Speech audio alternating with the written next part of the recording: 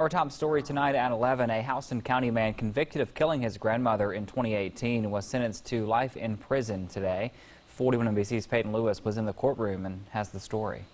A woman stabbed to death in her own home, but not by a stranger.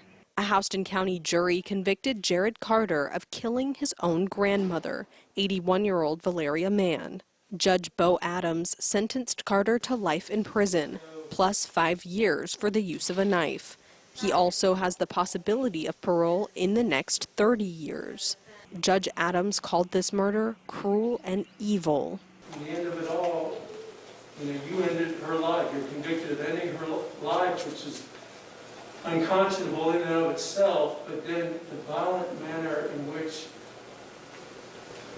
you took means to end her life makes it even more egregious. Carter lived with his grandmother in her Warner Robins home, and in the weeks leading up to her death, Mann told others she was afraid of her grandson and no longer wanted to live with him. According to the Houston County District Attorney's Office, Mann reported to Warner Robins police that she was being verbally and emotionally abused.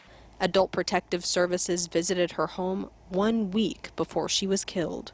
The DA says Carter beat his grandmother over the head and stabbed her in the chest. Carter was convicted of murder, aggravated assault, and the use of a knife in a crime. Carter's lawyer, Claudia Meyer, described him as a gentle giant who overcame several struggles in his life. This is a young man that could have taken an easy way out.